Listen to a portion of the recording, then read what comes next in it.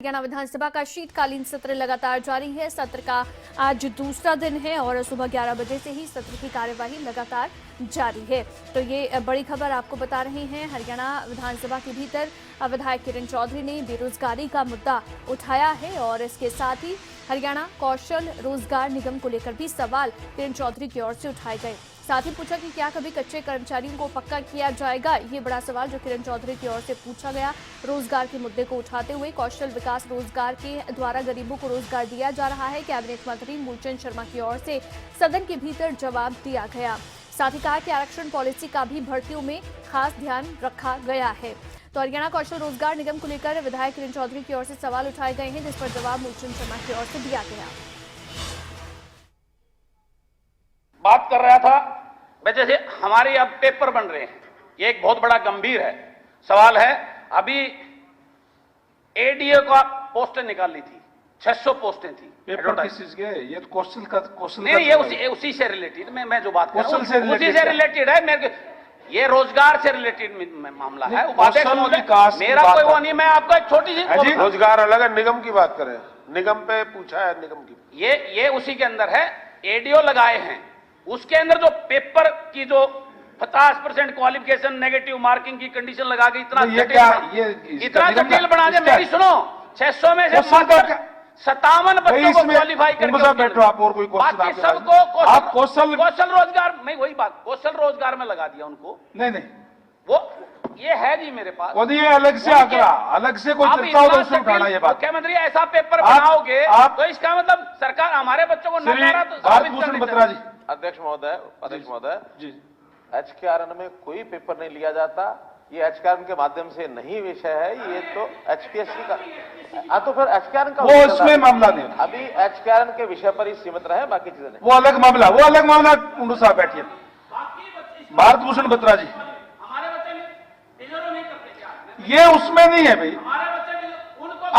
आप जब वो कोई क्वेश्चन उसमें उठाना, आप इसमें नहीं उठा सकते ये चीज। जो मात्र ऑर्डिनरी बच्चे हैं वो काम करते हैं, जो वो 15,000 में 18,000 में काम एडीए क्यों लगाएगी सरकार? इसलिए ये जटिल पेपर बना, उसका ये है मतलब। तो मैं सरकार, मेरा अभी पूरा नहीं अभी कोई क्वेश्चन आप पूछिए। 4 मिनट का इश्यू नहीं है। दानाकरण प्रसाद 4 मिनट का नहीं कह रहा मैं, कोई क्वेश्चन आप पूछिए। बहुत सारी क्वारीज हैं जो मैं आपसे पूछना चाहता हूं सदन के मंत्री महोदय से। मैं कोई वो नहीं कर रहा।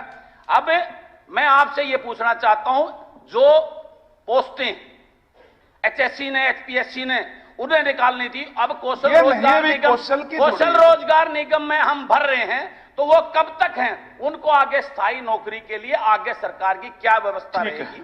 किस प्रकार से आगे भर्ती, उनका अपॉइंटमेंट होगी, आगे रिक्रूटमेंट निकाली जाएगी? ये अपने आप में बहुत बड़ा सवाल है। उपाध्यक्ष महोदय, मेरा मतलब सिर्फ इस कौशल रोजगार में जो पारदर्शिता की बात कर रहे हैं वो एक हो गया। ठीक है, धन्यवाद। उसको जिस प्रकार हमारी और लिस्टें आती हैं, ये लिस्ट है उसके अंदर आनी, पब्लिक डोमेन पर आनी चाहिए। पता लगे किसके इसे क्वालिफिकेशन क्राइटेरिया क्या नंबर मिले इसको, वो उसके बाकी कितने नंबर मिले, ताकि वो सेटिस्फाई हो। उसकी कोई लिस्ट नहीं लगाई जाती, सीधी लिस्ट आती है। बैठो प्लीज।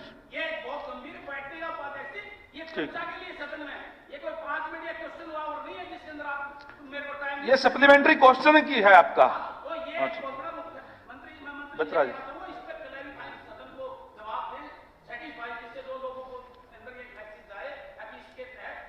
बोलो बत्रा जी। आपका उनका माइक बंद, आप बोलिए।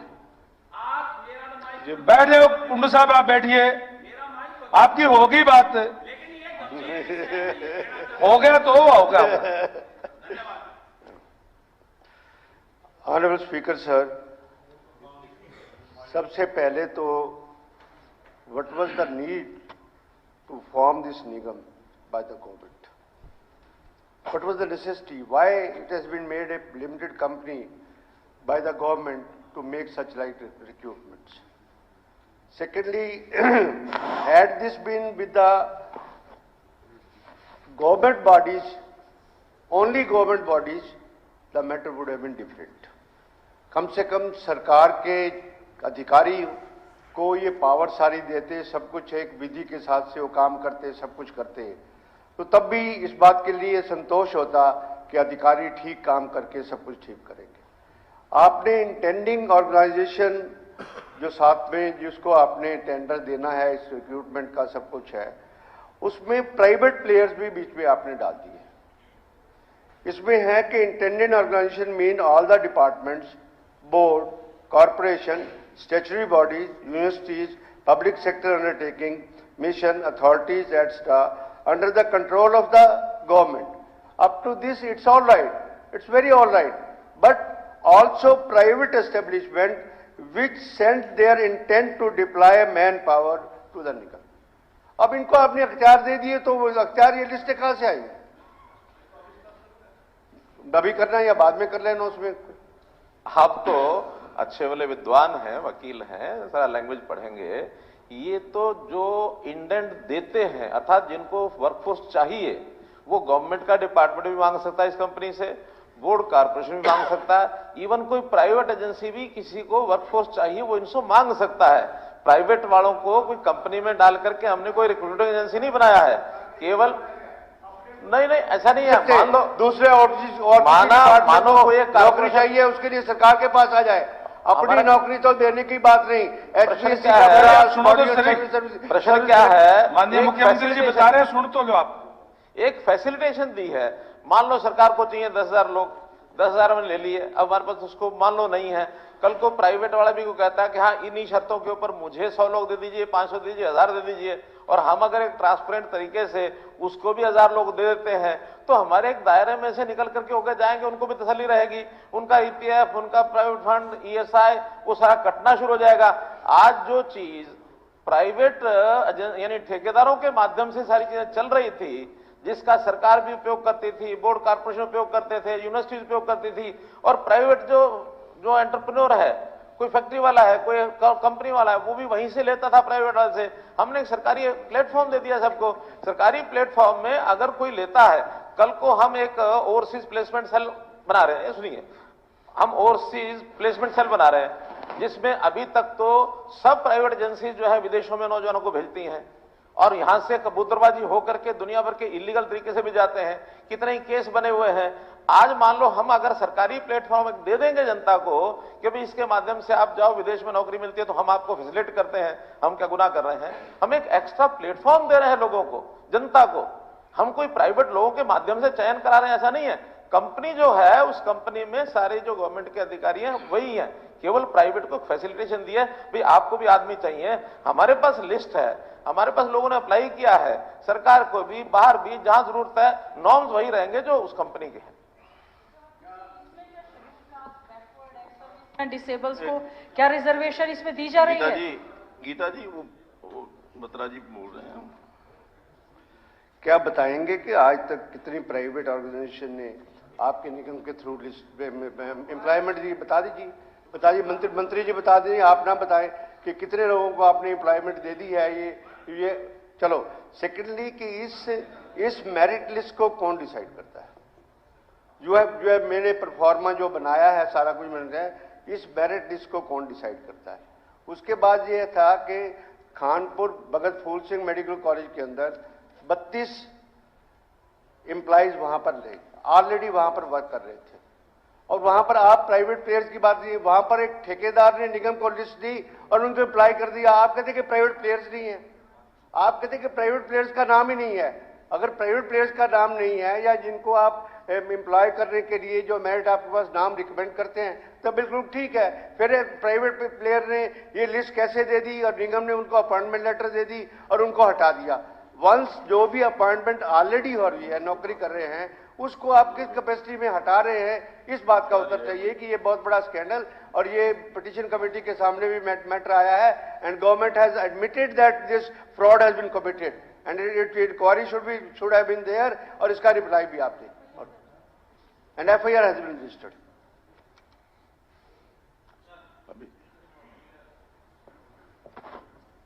ये चर्चा हुई काफी, और मंत्री जी ने भी काफी लंबा चौड़ा जवाब दिया, और उन्होंने कहा मेरिट पे हम लेते हैं। जो एलिजिबिलिटी का क्राइटेरिया, उसको तो मेरिट बता रहे हो आप, उसमें नंबर दे रहे हो, भाई इतनी आमदनी से कम होना चाहिए, इतनी आमदनी इतनी होगी तो इतने नंबर मिलेंगे। ये एलिजिबिलिटी का क्राइटेरिया है, मेरिट नहीं है। और कौन तय करता है कि किसकी कितनी आमदनी है? परिवार पहचान पत्र से करते हो आप। परिवार पहचान पत्र कौन तय कर रहा है?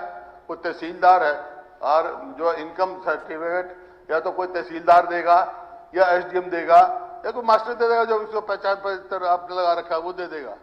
उसको क्या मालूम है कि कितना पहचान पत्र है और मेरिट की सिवाय को क्राइटेरिया क्या है, उसका क्राइटेरिया क्या है और क्या प्रक्रिया है।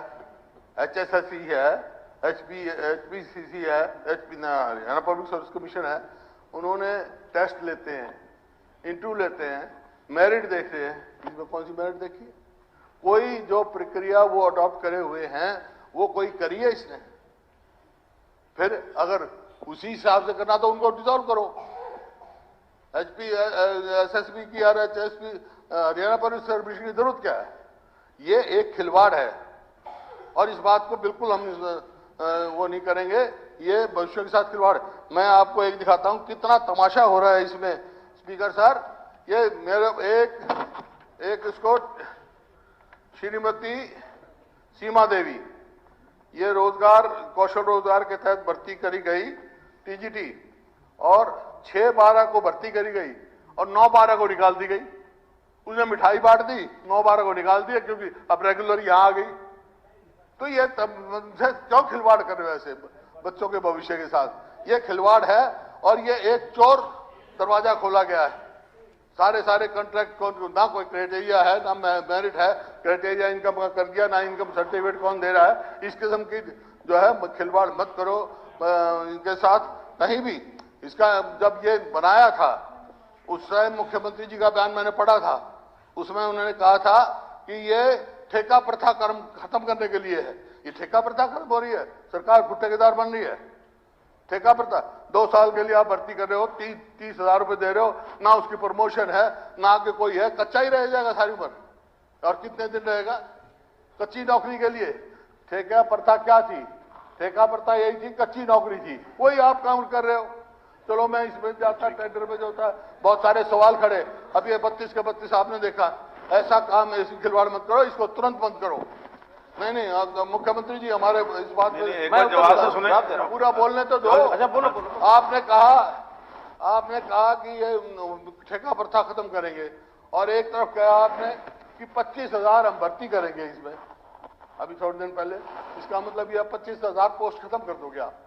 जो 25,000 भर्ती करोगे तो 25,000 पोस्ट खत्म कर दोगे, यही मतलब हुआ ना। तो ऐसा काम क्यों कर रहे हो? 1,82,000 खाली जगह आपकी सीधी भर्ती करो।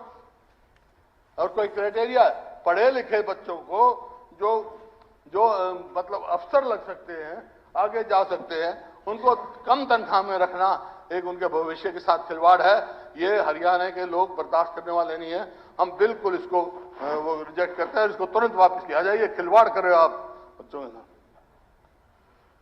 हो गया। मेरा नाम है सर, मेरा नाम है। अच्छा ठीक है। अध्यक्ष महोदय, पारदर्शिता की बात हो रही थी। यदि इतनी पारदर्शिता इसमें होती तो इतने सारे विधायकों को इस पर चर्चा करने की आवश्यकता नहीं थी। सर, पोर्टल हमेशा खुला ही नहीं होता। कभी उसमें कहा जाता है कि जिन्होंने किसी सरकारी कार्यालय में काम किया हुआ है वही पंजीकरण करा सकते हैं, दूसरे करा ही नहीं सकते। और सर, पारदर्शिता, ये तो विधायक रणधीर गोलन जी के बेटे ने इल्जाम लगाया है कि 49 लाख रुपए दिए और नौकरी नहीं लगी। सर, पारदर्शिता की बात हो रही है। और सर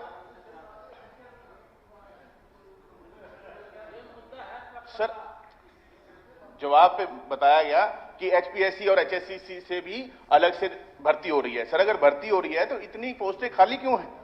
और कितने स्पीकर सर, जिन्होंने पंजीकरण कराया और उन्हें नौकरी नहीं मिली, क्या उन्हें बेरोजगारी भत्ता मिल रहा है?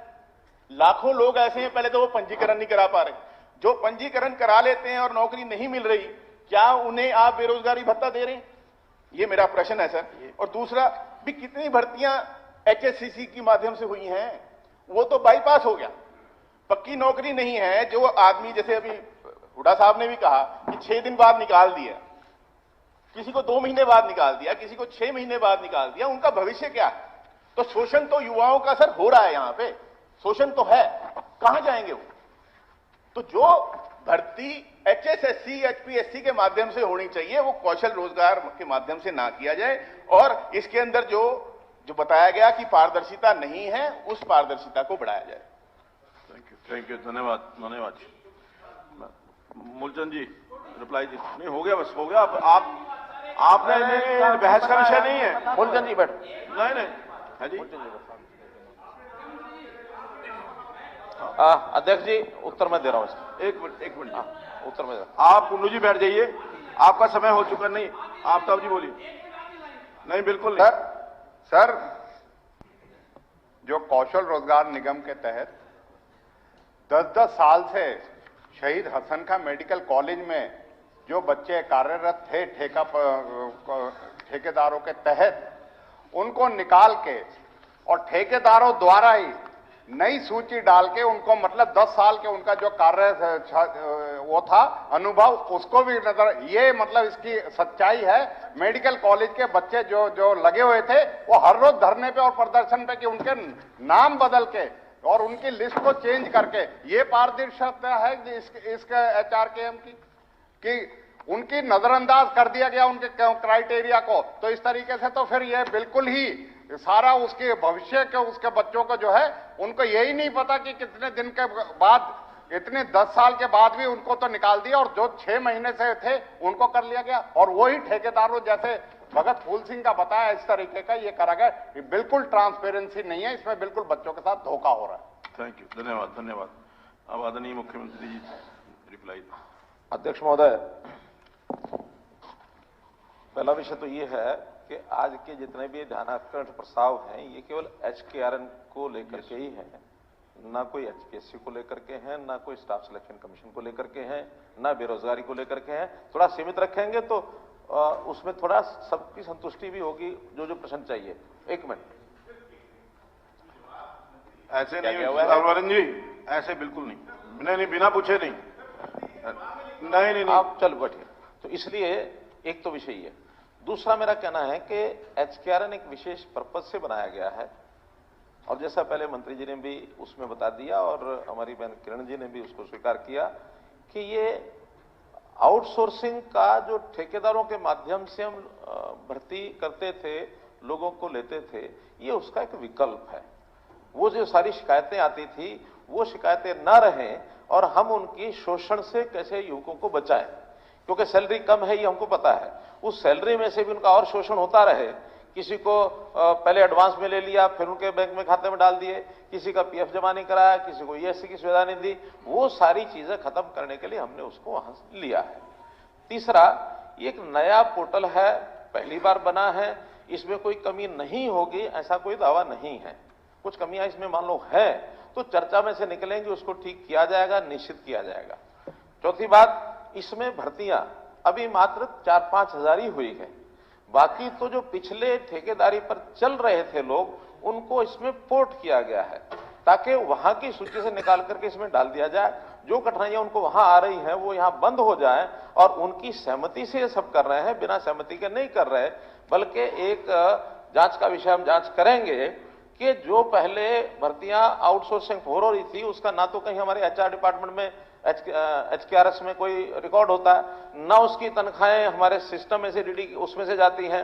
वो तो ठेकेदारों के माध्यम से उनको पैसा इकट्ठा जाता है, वो आगे दे देते हैं, नाम की लिस्ट देते हैं। हजारों लोग अभी भी बकाया हैं जिनके नाम पोर्ट भी नहीं कर रहे वो, और वो मिल भी नहीं रहे, कोई शिकायत भी नहीं है। तो कहीं ना कहीं हो सकता है नीचे कोई गड़बड़ ठेकेदारों के लेवल पर रही होगी कि नाम कितने ही दे दिए, लगाए कितने, और उसमें फिजिकली लोग हैं कि नहीं हैं, ये भी एक हमको ध्यान में आ रहा है। लेकिन जांच का विषय भी करके बताएंगे, और मैं कोशिश करूंगा कि अगले सत्र में ये सारा डाटा भी आपको बता सके। एक बहुत बड़ा ऐसा जो गलत दिशा में एक विषय चला हुआ था, उसको ठीक करने के लिए सब कर रहे हैं। स्पष्ट इसमें है कि ये पक्की नौकरी नहीं है, ये आउटसोर्सिंग की नौकरी है, कच्ची नौकरी है, 1 साल के लिए प्रारंभ में होती है। हर साल 1-1 साल के लिए ही अगर जरूरत होगी तो एक्सटेंड किया जाएगा। इनकी जगह पर अगर पक्की नौकरियों को लोग आएंगे HPSC HSSC के, तो ये लोग हटने ही हैं, ऐसा नहीं कि नहीं हटने हैं। तीसरा, ये जो मेरिट की बात बार बार हो रही है, देखिए मेरिट तो हमने योग्यता को, जो उनकी योग्यता, मिनिमम योग्यता इंटेंडिंग डिपार्टमेंट ने हमको कही है कि हमको इस योग्यता के लोग चाहिए। अध्यापक हैं तो अध्यापक के लिए टीजीटी की ये योग्यता वो पूरी करें, पीजीटी के लिए ये करें, जो भी कोई सब्जेक्ट है सब्जेक्ट के हिसाब से ये करें, और साथ में उनका एचटेट का टेस्ट भी पास हुआ होना चाहिए। बल्कि कुछ एक पहले से जो भर्ती की गई थी उसमें अभी क्योंकि एचटेट की लोग नहीं थे तो उस समय उनका कि जल्दी चाहिए, क्योंकि अगर टेम्परेरी लोग चाहिए तो इसलिए चाहिए कि हमारा एचपीएससी में एचएसएससी में टाइम ज्यादा लगता है। भर्ती शुरू करने के बाद 6 महीने साल भी लगते हैं, हम और आप सब पहले करते रहे हैं। ये इंडेंट के 15 दिन में 1 महीने में इनको टेम्परेरीली उनको दे दिया जाए ताकि बच्चों की शिक्षा वो यानी प्रभावित ना हो, या कोई और किसी डिपार्टमेंट का काम है वो जल्दी से हो जाए, प्रभावित ना हो। पीएन भी होंगे, ड्राइवर भी होंगे, कहीं टेम्परेरी मानो इंजीनियरिंग के लोग भी होंगे, कहीं क्लर्क भी होंगे। तो ऐसे सब पोस्टों के लिए जितनी रिक्वायरमेंट होती है वो सब इसमें की जाएगी। अभी तो मोटे रूप से 2 बड़े ग्रुप अध्यापकों के किए थे और उसमें एक कठिनाई आई थी। क्या? पहले तो एचटेट की कंडीशन लिख के नहीं दी थी, बाद में डिपार्टमेंट ने कहा कि इसमें तो एचटेट होना चाहिए था। हमने उसमें बिना एचटेट के भी कुछ उनको मार्क्स दे करके उनके जो उनकी क्वालिफिकेशन थी, यानी जो ओरिजिनल क्वालिफिकेशन थी उसके मार्क्स उतने ही 20 नंबर एचटेट का है तो 20 नंबर उसमें डिस्ट्रीब्यूट करके, ताकि किसी तरीके से लेकर के टेम्परेरी है पढ़ाना है बच्चों को, बाद में जैसे पक्के आएंगे उनको अलग करेंगे। फिर सेकेंड टाइम में एचटेट ले लिया, लेकिन बाद में ये एचकेएन के लोगों ने कहा कि वो तो एचटेट डिपार्टमेंट के हिसाब से होता, हर एक डिपार्टमेंट का अलग एचटेट का पेपर होता है। ऐसी जानकारी मेरे लिए भी पहली बार है। उसके कारण से कुछ बच्चों को ऑफर लेटर देने के बाद भी उनके अपॉइंटमेंट लेटर नहीं जा सके, जैसे 9 तारीख और 12 तारीख की जो बात बता रहे हैं उसमें से ऐसे कुछ हैं। तो 600-700 लोगों का अपॉइंटमेंट लेटर नहीं गया है।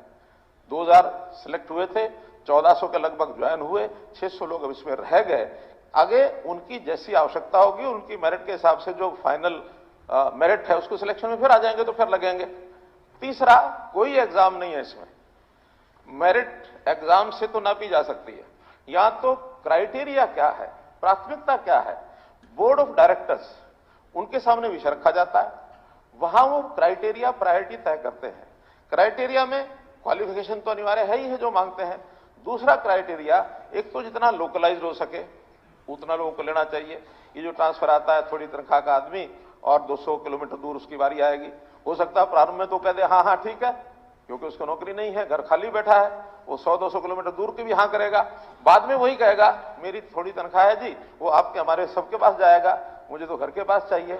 तो हमने जो लोकलाइज्ड लोग हैं उनको ज्यादा प्राथमिकता दी है। दूसरा, जो गरीब परिवार है, जो अंत्योदय की श्रेणी में आते हैं, जिसकी तुरंत आवश्यकता है, नहीं पक्की नौकरी भी मिल रही, तो जब तक नहीं मिलती तब तक यहां एडजस्ट हो जाए।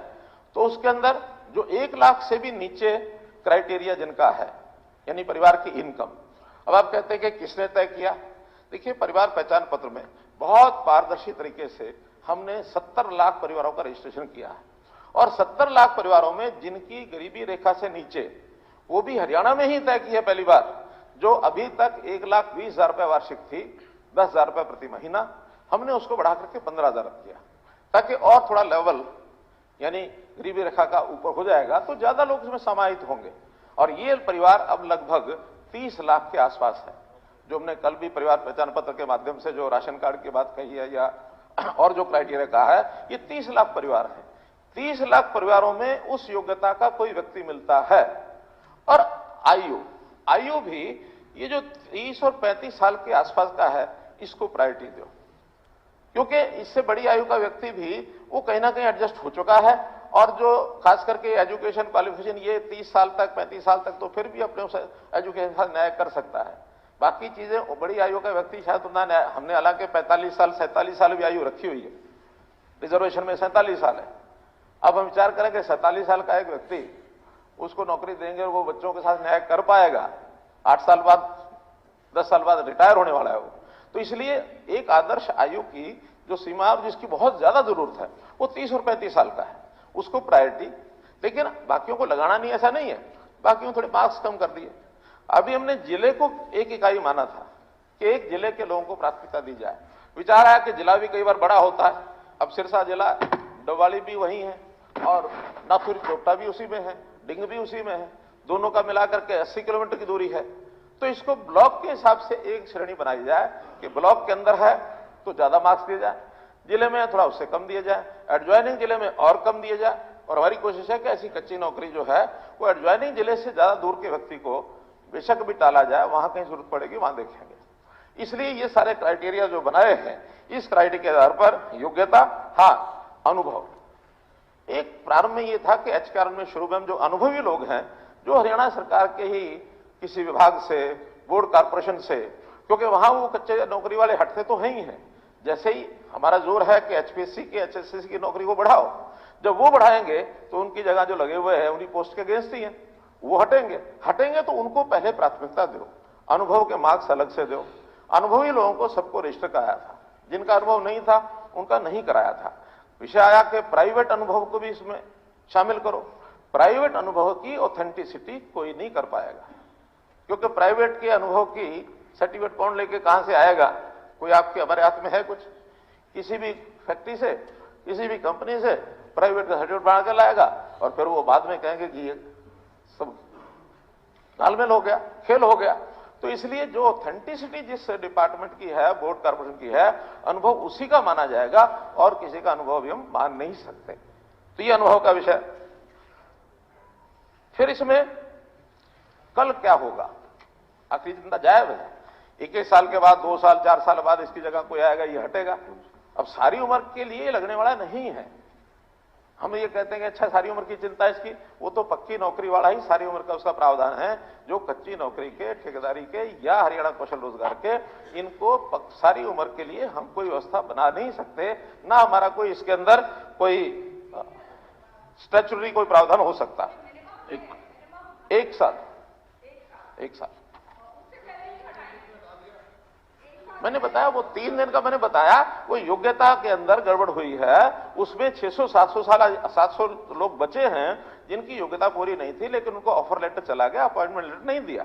केवल 12 तारीख को, जो आप बता रहे 9 तारीख को ऑफर लेटर गया होगा। ऑफर लेटर देखो, मैं पास क्या लिखा है उसमें? अपॉइंटमेंट लेटर लिखा है, पंचकुला के आदेश क्रमांक 6/12/2022 को पीजीटी 2 दिनांक 7/12/22 के अनुसार श्रीमती वाणिज्य प्रवक्ता रेगुलर नियुक्ति होने के कारण उन्होंने 9/12 को पूर्व ज्वाइन किया। जो 6/12 को ऑर्डर दिया था, इसने ज्वाइन किया था। अतः आप अपने दिनांक 9/12 को पूरी दोपहर कार्यभार से मुक्त किया जाता है। चलिए, 6 को ज्वाइन किया और मुक्त किया है, तो इसको अपॉइंटमेंट लेटर तो नहीं है ना जी? अपॉइंटमेंट लेटर नहीं है, ये तो लिविंग का है। अपॉइंटमेंट लेटर के अंदर क्या लिखा है? वो ऑफर लेटर है। स्पीकर साहब, ज्वाइन किया जब तो मुक्त किया है। मैं क्या कर रहा हूँ? अपॉइंटमेंट बगैर अपॉइंटमेंट ज्वाइन कर लिया। मैंने 1 तारीख को ज्वाइन किया, 9 को मुक्त कर दिया। अध्यक्ष जी, वो तो माना अध्यक्ष जी, मैंने पहले कह दिया है, कुछ उन्होंने। गलतियां अगर हुई हैं उनको ठीक करेंगे। ऐसे जो केसेस हम देख लेंगे कि एक बार ज्वाइनिंग हुई है तो उनको वापस जो भी उनकी योग्यता होगी, आखिर हर योग्यता के लोगों की डिमांड तो आएगी। अभी इसके बाद जो और विभागों की डिमांड्स हैं, क्योंकि अध्यापकों का ही पहले 2 चरणों में अभी किया है, उसमें कठिनाइयां ध्यान में आई हैं। अब नए सिरे से जो कठिनाइयां उसमें आई उनको दूर करके मैं स्वयं जो हमारे इस काम को देख रहे हैं, मेरे साथ डिप्टी प्रिंसिपल सेक्रेटरी अपना पांडुरंग, के.एम. पांडुरंग, इस सारे विषय को देखते हैं। मैं उनको कहूंगा कि इन कठिनाइयों को दूर करके आगे इसको ठीक करेंगे। लेकिन मैंने बताया कि ये सारी हमारी बिल्कुल क्लियर कट है, और कहीं भी किसी की तरफदारी करके और कोई पर्ची देके लगता है, ऐसा मैं गारंटी से इसलिए कह सकता हूं कि सारे सिस्टम को समझ करके मैं क्या कर रहा हूं के मामले में एफआईआर दर्ज हुई है। एक्सकैरन का एफआईआर दर्ज हुई है एक्सकैरन का। हाँ, इसीलिए कानपुर के मेडिकल कॉलेज में। तो ये कितने हो गए? नहीं, मैं पकड़ा जाए वो पकड़ा अरे जाए। भाई, जो कोई काम था आपका तो कोई हुई नहीं। नहीं, ऐसा नहीं है। अभी हमारे उसमें नोटिस में नहीं है। एफआईआर एचकेआरएन के कारण से हुई है, तो इसके जानकारी में लेकर के उसके ऊपर कार्रवाई करेंगे। अरे भाई, अभी नहीं पता तो बता देना, कार्रवाई करेंगे। मैं कह रहा हूं अगर कहीं इस प्रकार का जानबूझ के किसी ने अपने नाम उसमें घुसेड़ दिए तो उसकी कार्रवाई करेंगे। मैं इसलिए कह रहा हूं कि अध्यापकों के दोनों बार जो 2074 और 2049, इन लोगों की जब उसके अंदर अवसर इनको जिनको देना था, उसका क्राइटेरिया समझ करके मैंने स्वयं बटन दबाया। और स्वयं बटन दबाने के बाद दोनों बार 10-10 लोगों से मैंने फोन भी किए। एक ने कहा जी नहीं अभी तो कोई समाचार नहीं। मैंने कहा फोन बंद करो, अपना फोन में देखो उठा के तुम्हारे पास कोई मैसेज आया है। 5 मिनट बाद फोन आया, हाँ जी मैसेज आया है। तो इसलिए उनको हाथों हाथ बटन दबाते हैं, हाथों हाथ उनको मैसेज पहुंचता। मैसेज ये पहुंचता कि आप फला जगह जाकर के, हाँ आपको अपना वो डालना पड़ता, उनको अपना नंबर डालना पड़ता, फिर उनको स्कूल का स्थान पता लगता है कि इस स्कूल में आप 15 दिन के अंदर जाके ज्वाइन करें। 15 दिन में ज्वाइन नहीं करता, फिर उनको मैसेज आता आपका नाम इसमें से खत्म काट दिया। क्योंकि लंबा समय का मामला नहीं है, हमने और भी नए लोगों को उसमें लगाना है। इसके बाद हमारे पास जो बहुत बड़ा डाटा वो है परिवार पहचान पत्र का। परिवार पहचान पत्र में से अब हम आगे इस क्राइटेरिया गरीबी के हिसाब से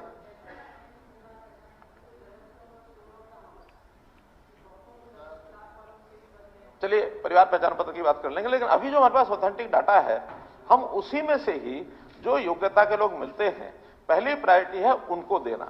कोई इसकी लिस्ट इसलिए नहीं,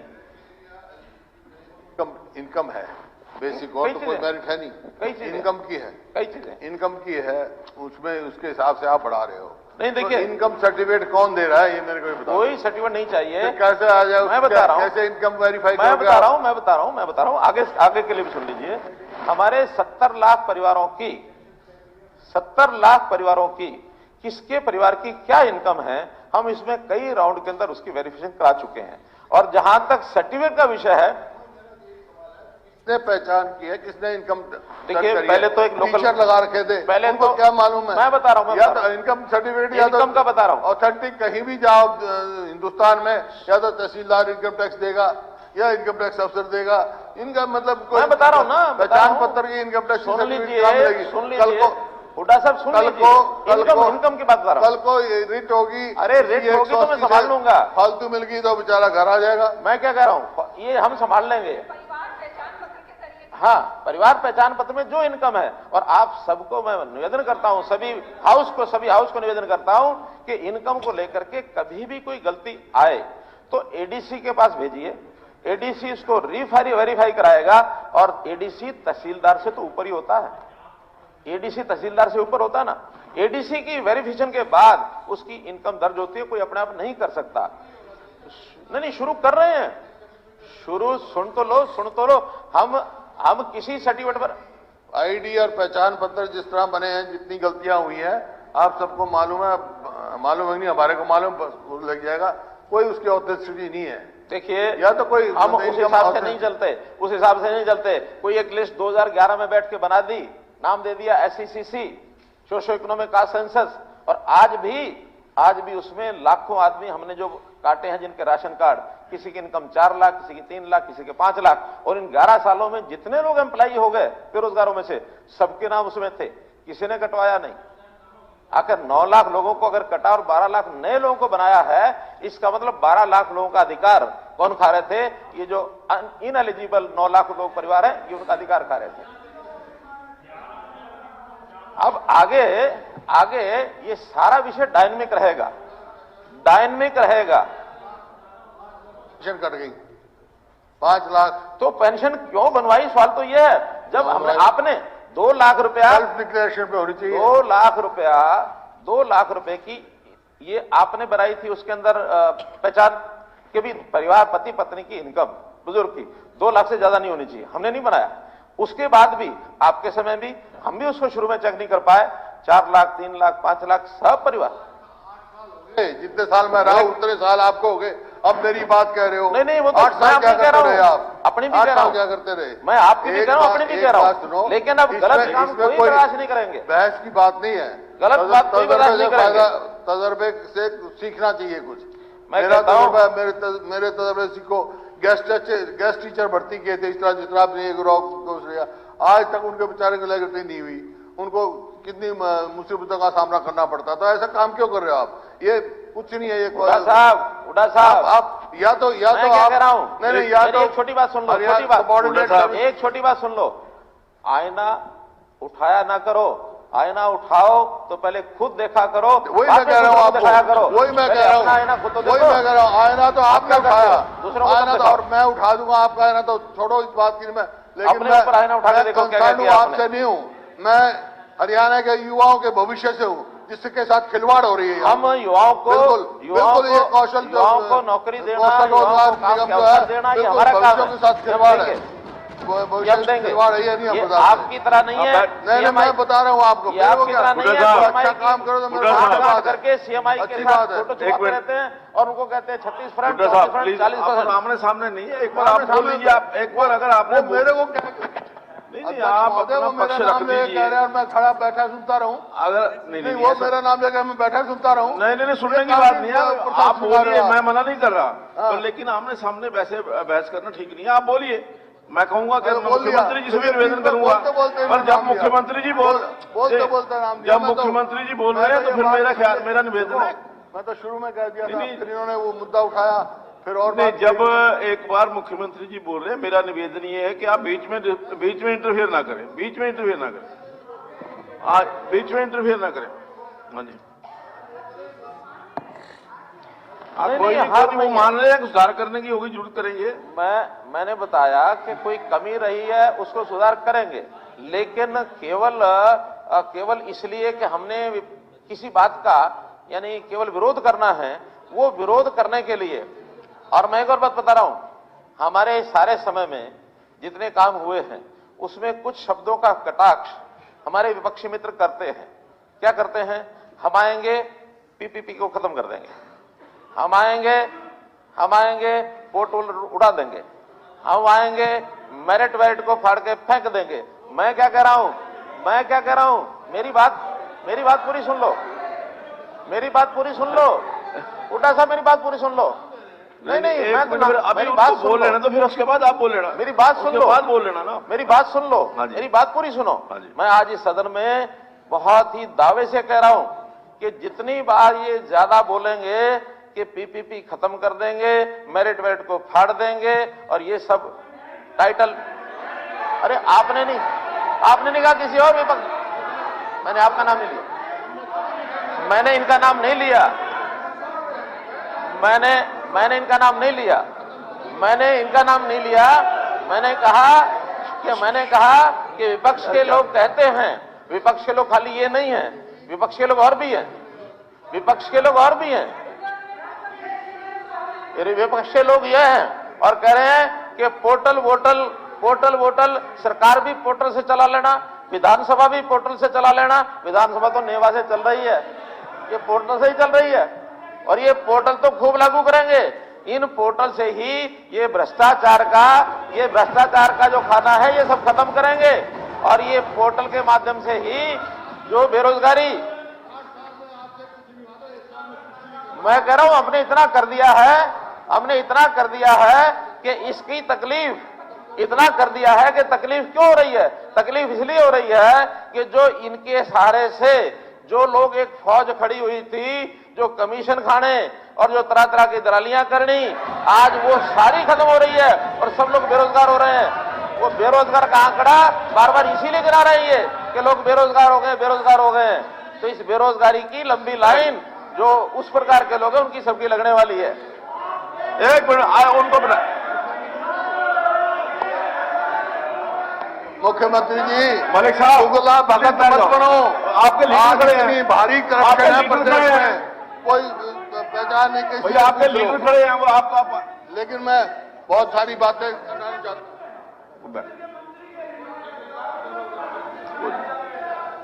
कुंडू साहब ने कहा है, हमारे कुंडू साहब ने कहा है कि अध्यापकों की भर्ती, वो मैंने सारी बात बता दी है। उन्होंने कहा कि पीएन के लिए भी बहुत बड़ी क्वालिफिकेशन के लोग भर रहे हैं।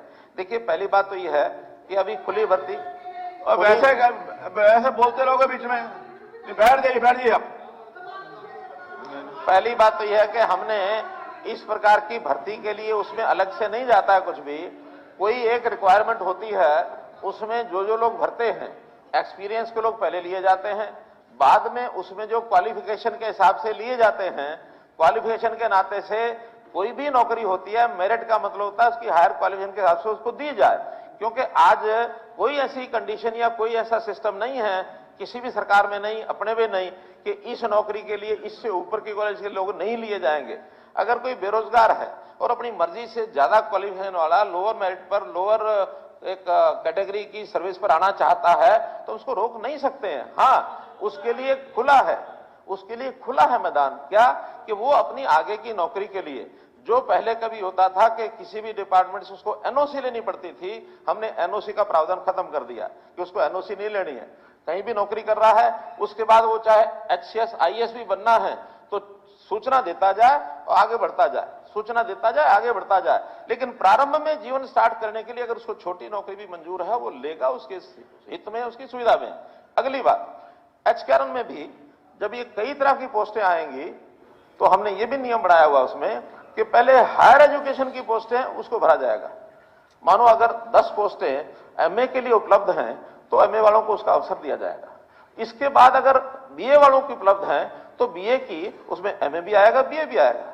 इसके बाद +2 की हैं और बचे हुए अगर ग्रेजुएट और पोस्ट ग्रेजुएट +2 की लेना चाहते हैं तो उसमें भी अवेल करेंगे। इसलिए हायर एजुकेशन के लोगों को प्रायोरिटी से पहले उनको नौकरी दी जाएगी, बाद में जो उपलब्ध हैं उसके बाद उनको मिलेगी। तीसरा, हम HPSC this reservation for SC OBCs वो क्यों नहीं फॉलो करने हैं करते जो बाकी जगह है? नहीं, इसमें करते हैं। हाँ। क्या करते हैं कि इसमें सबसे पहले रिजर्व कैटेगरीज के लोगों को उसमें से निकाल के दिया जाता है। अगर मानो रिजर्वेशन का क्राइटेरिया पूरा हो जाता है, सपोज एससी 20% हो गए, बीसी ए, बीसी बी 11 और 16 जो है उनके लोग लिए जाते हैं। इसके बाद जब रिजर्वेशन की कैटेगरी के लोग पूरे हो जाते हैं, फिर शुरू से लेकर नीचे तक ओपन में सबको लिया जाता है। उसमें जनरल भी आएगा, उसमें एससी बीसी भी बचा हुआ वो आएगा, उसमें ये भी आएगा अपना बीसी के भी लोग आएंगे, बीसीए बीसीबी एससी। तो इसी कारण से अभी तक एचकेआरएन में जितनी भर्तियां की गई हैं उसमें 37% जो है वो एससी के लोग हैं, 37%। बीसी बीसीए 27.4 है, 27 चाहिए, इसलिए वो कहीं कम नहीं हुए। हाँ, यदि कहीं फिक्स्ड है, वो तो अपनी मेरिट पे होंगे या अपने उसमें हो गए होंगे, लेकिन कोई उसका रिजर्वेशन तो नहीं है ना उनकी। देखिए, रिजर्वेशन के बराबर है ना, सुनिए, वो तो वैसे ही आगे जैसे भी आएंगे, रिजर्वेशन के क्राइटेरिया से ज्यादा उन लोगों की हाजिरी हो, ये हमारा वोट लेने पड़ेंगे नहीं, उनकी हाजिरी हो ये हमारा प्रयत्न है। अगर उपलब्धि नहीं है, मान लो हमने पीजीटी में स्वाभाविक है पीजीटी के लोग वहां कम मिलेंगे एससी में, बीसी में। अब बीसी पूरे नहीं हुए तो आप ओपन कर लो, बीसी कर लो, कुछ भी कर लो, लेकिन उनको छोड़ा नहीं जाएगा। क्या होता है सरकारी नौकरी में, उसका बैकलॉग छोड़ के आगे बढ़ाया जाता है। ये चूंकि टेम्पररी नौकरी है, हमें अर्जेंट आदमी चाहिए काम करने वाले। अगर किसी रिजर्व कैटेगरी में लोग नहीं है तो उसको सब में से भर करके उस साल के लिए लगा लिया जाएगा। आगे फिर जरूरत पड़ेगी, जितने प्राथमिकता के आधार पर जितनी उनकी रिजर्वेशन का है उनको लेकर के फिर अगर खाली बचती हैं तो कहीं से भी भरा जाएगा। हमको आदमी चाहिए काम करने के लिए तुरंत। हम उस इंतजार में रहेंगे तो वो इंतजार में फिर ये पोस्टें फिर खाली पड़ी रहेंगी, फिर इसका नंबर बढ़ाना पड़ेगा। तो जितना नंबर दिया हुआ है उसके हिसाब से इसको भर्ती किया जाता है। मैं बता रहा था लिस्ट की बात।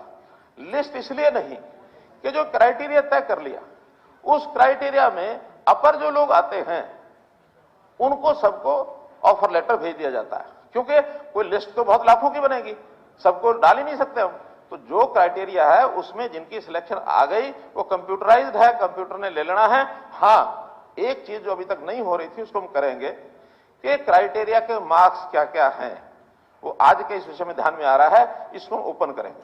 क्या कि मुख्यमंत्री अंत्योदय परिवार योजना के लोगों को कितना, इतने मार्क्स, एक 80 तक के कितने, इतने मार्क्स, एक 40 तक इतने, 2 लाख तक इतने, वो सारी जो क्राइटेरिया उसका डाल देंगे, आयु का भी डाल देंगे, जिला और ब्लॉक के जो नंबर दिए हुए हैं वो भी डाल देंगे, ताकि अपने आप घर बैठे कोई अपने मार्क्स गिन ले और गिनने के बाद जो कट ऑफ है उसका मिलान कर ले।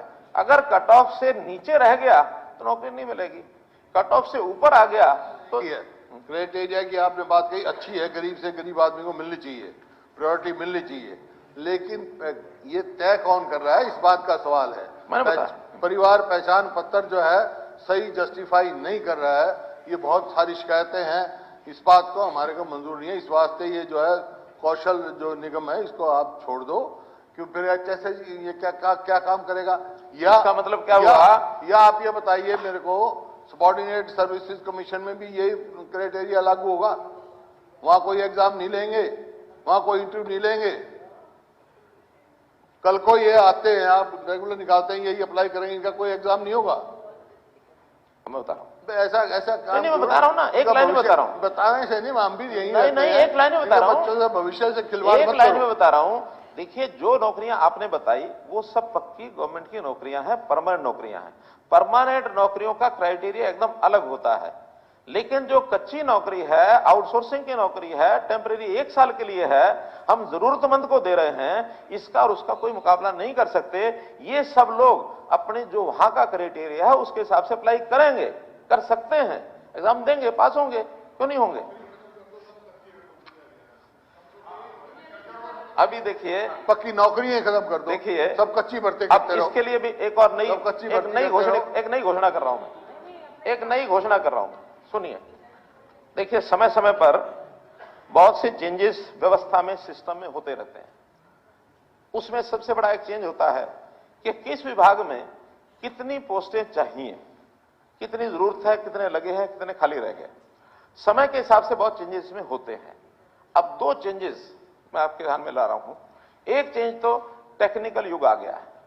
अब इस टेक्निकल युग में फिर वही बात पोर्टल वाली, फिर आईटी के जमाने में बहुत चीजें अब आपकी ऑनलाइन हो गई हैं। जो मैनुअली जितने लोगों की पहले जरूरत होती थी, अब उतने लोगों की जरूरत रही नहीं है। अगर हमको अच्छी सरकार की व्यवस्थाएं बनानी है, यानी जिसको इफेक्टिव करना है, समय पर करना है, कॉस्ट इफेक्टिव करना है, तो हमको हर विभाग के सिस्टम को रैशनलाइज दोबारा से करना पड़ेगा। कितनी जरूरत है, आप जरूरत है उस हिसाब से पोस्टें अपनी सैंक्शन कराएंगे, नए सिरे से हर साल फिर जरूरत पड़ेगी, फिर सैंक्शन कराएंगे। और अगर कहीं ज्यादा सैंक्शन पहले से हैं, आज जरूरत नहीं है, उनको कम करने की भी आवश्यकता पड़ेगी, कम भी करेंगे। लेकिन यह काम सरकार अपने आप नहीं कर सकती। हमने बहुत कोशिश कर ली विभागों में, विभाग का अपना एक सोचने का तरीका रहता है। तो इसके लिए हम जो विचार किया है वो ये किया है कि हम एक रैशनलाइजेशन कमीशन ये बना रहे हैं। और रैशनलाइजेशन कमीशन इंडिपेंडेंटली वो हर एक विभाग में किस पोस्ट की कितनी संख्या की जरूरत है वो हमें रिपोर्ट देंगे। उसके बाद डिपार्टमेंट इसको स्वीकार करेगा, और स्वीकार करने के बाद ज्यादा बढ़ाने की जरूरत है बढ़ाएंगे, कम करने की जरूरत है कम करेंगे।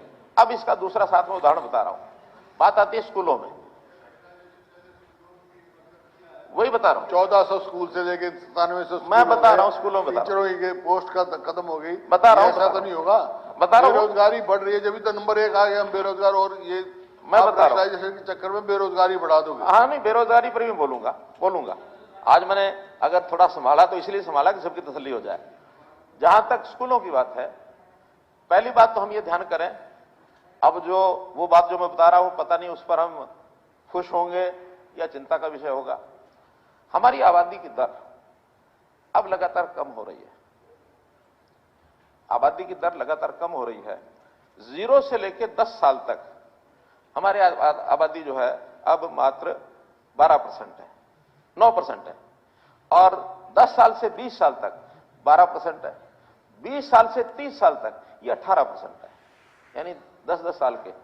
आखिर नीचे का बैच ज्यादा हो तो ऊपर स्वाभाविक है, प्राकृतिक तौर पर कुछ ना कुछ कम होने की एक संभावना बनी रहती है। लेकिन नीचे कम है और ऊपर ज्यादा है, इसका मतलब है कि हमारी आबादी की दर कम होती जा रही है। और आबादी की दर अगर कम हो रही है, ये आंकड़े मेरे ऑथेंटिक आंकड़े हैं, वो कहीं से भी आप इसको इंक्वायरी कर लेना। जब आबादी की दर कम हो रही है तो स्कूलों के बच्चे क्या होगा, कम हो जाएंगे। जब कम होंगे तो हमें उस सिस्टम को रिवाइज तो करना ही पड़ेगा। जेबीटी की बात आती है। जेबीटी आज जितनी सैंक्शन पोस्ट हैं उसमें आज भी 40,000 35,000 खाली दिखाई जाती हैं। ये 40 ठीक आंकड़ा मुझे ध्यान करना पड़ेगा, लेकिन खाली दिखाई जाती हैं। जबकि आज हमको गेस्ट टीचर लगाने के बाद वो टीचर हमारे सरप्लस हो गए प्राइमरी में।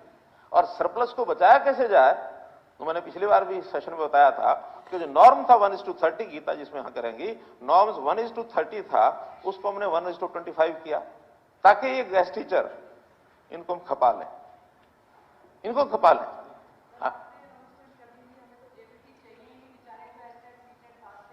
ओहो, मैं तो एक बात बता रहा हूं आपको कि एक उदाहरण दिया मैंने।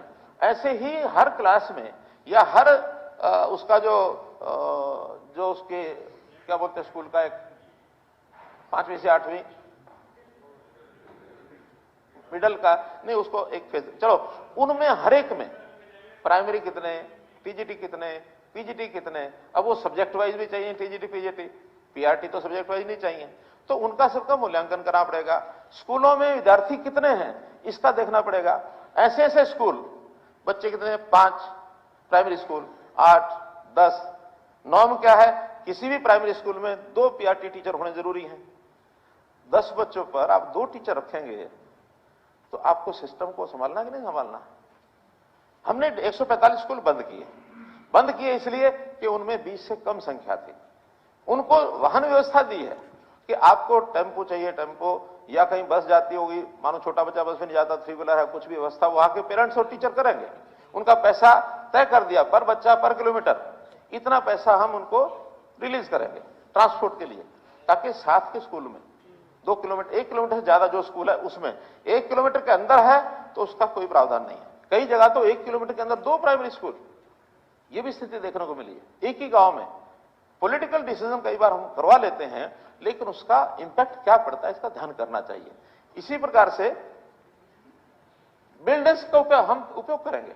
आज बिल्डिंग्स की बहुत उपयोगिता, हमको आखिर वहां अच्छे पंचायत घर भी चाहिए, अच्छी हमको लाइब्रेरी बनानी है, हमको कम्युनिटी सेंटर बनाने हैं, उस मैदान का उपयोग करेंगे। कोई बिल्डिंग की जरूरत है ऐसा नहीं है, केवल बिल्डिंग के लिए, और हम अध्यापकों को लगाएंगे। अध्यापक हमारी बच्चों की आवश्यकता है, टारगेट हमारा बच्चों को पढ़ाना है। बच्चों को पढ़ाने के लिए जितने जरूरी अध्यापक हमको चाहिए, लेकिन अध्यापकों की नौकरी देनी है, एम्प्लॉयमेंट अध्यापकों को देना है। एम्प्लॉयमेंट का विषय जहां तक है, इसमें भी बिल्कुल मैं स्पष्ट करता हूं, आज हम एम्प्लॉयमेंट क्या सरकारी नौकरी में सबको दे सकते हैं? नहीं दे सकते हैं। 20 साल से 60 साल तक के जो हमारे लोग हैं वो लगभग 57% है। 57% आबादी लगभग कितनी होगी? 1.5 करोड़, 1.5 करोड़ से ऊपर। हमारी तो एम्प्लॉयमेंट 4 लाख, 3 लाख, 5 लाख, आउटसोर्सिंग को मिला लेंगे तो 5 लाख से ऊपर नहीं है। तो 5 लाख लोगों को अगर हमने देना है, अगर हम उसको 30 वर्षों को डिवाइड कर लें तो 20,000 से ज्यादा नहीं बनते।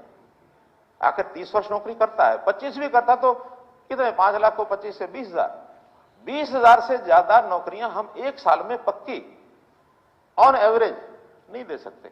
हमने पिछले 7-8 साल में 1 लाख की नौकरी दी है, ज्यादा नहीं दे पाए।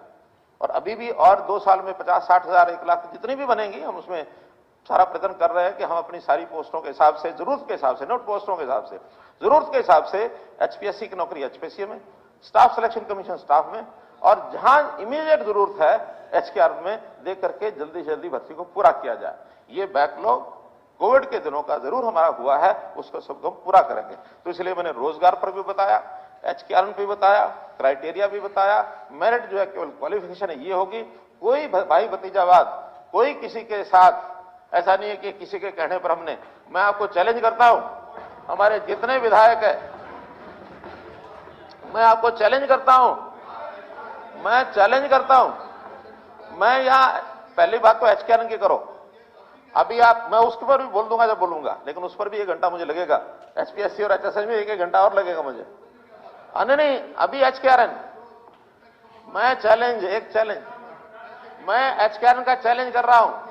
आप सुनिए, एचकेआर का चैलेंज कर रहा हूं कि 90 के 90 विधायक, चाहे उसमें विपक्ष के हों चाहे सत्ता पक्ष के हों, किसी एक का भी रिश्तेदार आप ला के दिखा दो तो मैं कह दूंगा कि हाँ सिफारिश हुई है। किसी एक का भी रिश्तेदार नजदीकी ला के दिखा दो, क्योंकि मुझे पता है वो बहुत गरीब परिवारों से लोग लगे हैं, बहुत गरीब परिवारों। अरे मैं कह रहा हूं, मैं एचकेआर की बात आज करो, एचपीएससी में भी मैं आपको बता दूंगा क्या क्या कहानियां हुई हैं, और आज से नहीं पिछले 30 साल की सारी बता दूंगा, मैं आपको सारी बता दूंगा। इसलिए अभी नहीं, मैं ठीक कर रहा हूं, यही तकलीफ है। सब लोगों को तकलीफ अगर है तो यही है कि ठीक क्यों हो रहा है, ये ठीक हो रहा है इसलिए तकलीफ है सबको।